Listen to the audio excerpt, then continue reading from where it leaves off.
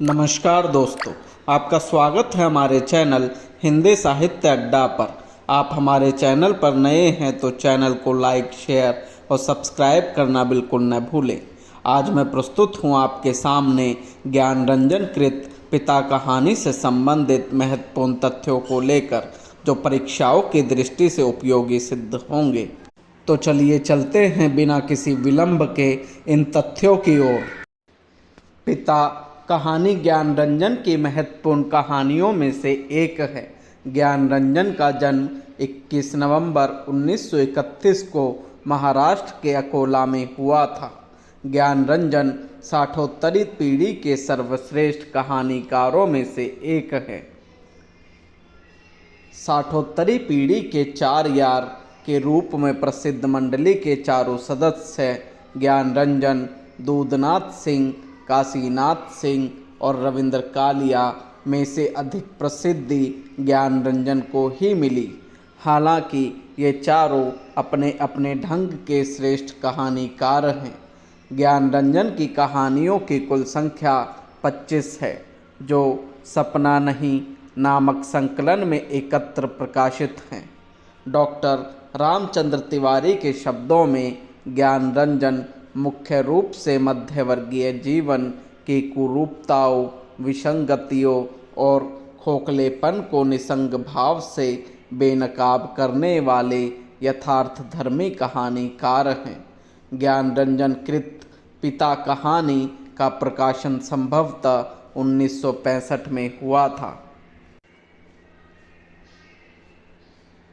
पिता कहानी के पात्रों में पिता सुधीर, देवा तथा माँ, दो भाई एवं एक बहन गौण पात्र के रूप में सम्मिलित हैं।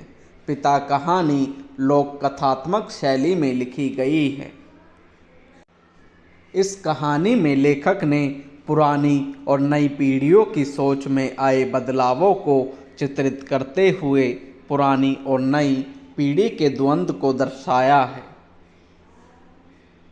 इस कहानी में पुरातन पीढ़ी के प्रतिनिधित्व पात्र वृद्ध पिता और नई पीढ़ी के प्रतिनिधित्व पात्र सुधीर के बीच मतभेद को दिखाने का प्रयास किया गया है। कहानी में पिता स्वाभिमानी एवं आत्मनिर्भर व्यक्ति दिखाई पड़ते हैं। कहानी में पिता जहां पुरानी मान्यताओं और रीति रिवाजों से चिपके रहते हैं, वहीं सुधीर आधुनिकता और बदलाव के प्रति खुला दिखाई पड़ता है। कहानी में जहां पिता अपने पुत्र की पीढ़ी से तारतम्य नहीं बैठा पाता है, वहीं पुत्र अपने पिता की पीढ़ी को नहीं समझ पाता है। कहानी में पिता को आधुनिक सुख सुविधाओं की चाहत नहीं थी। वे दूसरों के द्वारा लाई हुई चीज़ों की श्रेष्ठता से प्रभावित नहीं होते थे और वे 35 वर्षों तक अखंड केवल रामायण और गीता पढ़ते रहे हैं। कहानी में पिता नल पर जाकर नहाते हैं, जबकि घर में शावर भी लगा हुआ है। यह दिखाता है कि वे नई चीज़ों के प्रति उदासीन हैं और अपनी पुरानी आदतों से चिपके हुए हैं। पुत्र को यह देखकर गुस्सा आता है कि पिता नई चीज़ों को अपनाने के लिए तैयार नहीं है। कहानी में पिता और पुत्र के बीच बातचीत भी कम होती है। पिता अपनी पुरानी मान्यताओं और रीति रिवाजों को सही मानते हैं, जबकि पुत्र सुधीर को लगता है कि पिता दुनिया से अलग हो गए हैं। कहानी के अंत में पुत्र को महसूस होता है कि पिता एक भीमकाय दरवाजे की तरह हैं, जिनसे टकराकर वह अपनी स्थिति को और भी दयनीय महसूस करता है। कुल मिलाकर पिता कहानी पुरानी और नई पीढ़ी के बीच के संघर्ष, बदलाव और समझ के अंतर को दर्शाती है। कहानी में दिखाया गया है कि कैसे नई पीढ़ी पुरानी पीढ़ी के मूल्यों और मान्यताओं से प्रभावित होती है। इस कहानी में गर्मी एक बेचैनी का प्रतीक है। यह कहानी की दृष्टि से महत्वपूर्ण तथ्य है कि कहानी में जो गर्मी है वह किसका प्रतीक है। यह गर्मी बेचैनी का प्रतीक है। कहानी में एक जगह इलाहाबाद के धूमनगंज का नाम आया है।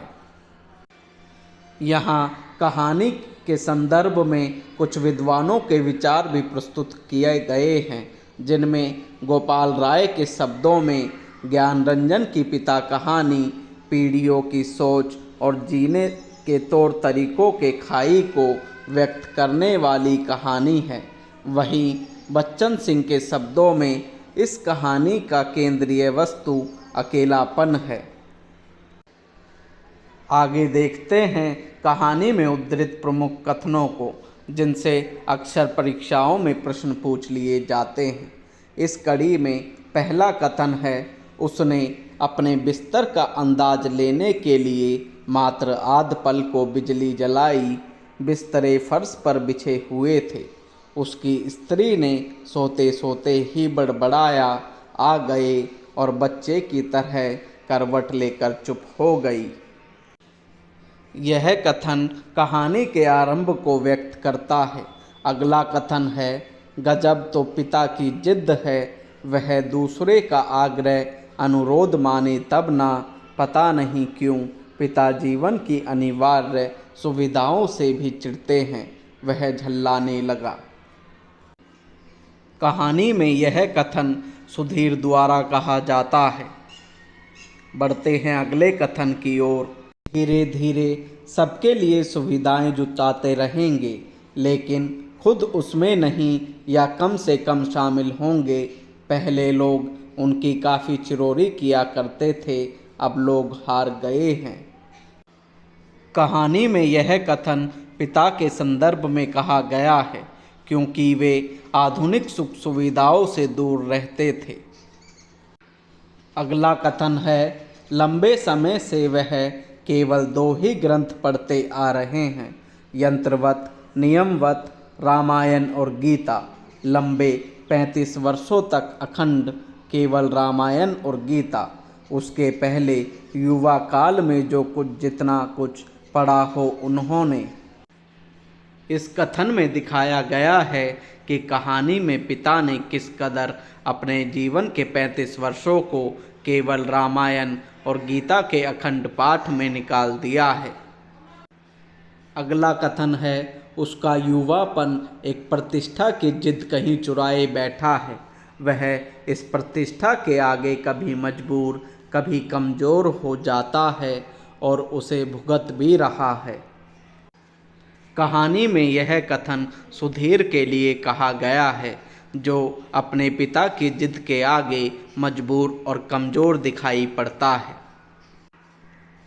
अगला कथन है, तुम हमारा निषेध करते हो, तुम ढोंगी हो, अहंकारी, ब्रज अहंकारी। लेकिन वह कभी चिल्लाया नहीं, उसका चिल्ला सकना मुमकिन भी नहीं था। इस कथन में ढोंगी एवं अहंकारी शब्द पिता के लिए प्रयोग में लाया गया है, क्योंकि वे आधुनिक सुख सुविधाओं को छोड़ पुरानी मान्यताओं के अनुसार ही अपने जीवन का निर्वाह करते हैं, और उनकी इस जिद के आगे सुधीर इतना विवश है कि वह उन पर चिल्ला भी नहीं सकता। अगला कथन है, उसे लगा पिता एक बुलंद भीमकाय दरवाजे की तरह हैं, जिससे टकरा टकरा कर हम सब निहायत पिद्दी और दयनीय होते जा रहे हैं। इस कथन में दिखाया गया है कि पिता एक भीमकाय दरवाजे की तरह हैं, जिसने टकराना बिल्कुल व्यर्थ है, क्योंकि इस आधुनिक युग में वे अपनी पुरानी पीढ़ी की मान्यताओं को कभी नहीं छोड़ सकते। ऐसे ही और वीडियो देखने व सुनने के लिए जुड़े रहिए हमारे चैनल से। साथ ही इस वीडियो को पूरा देखने के लिए आपका बहुत बहुत धन्यवाद।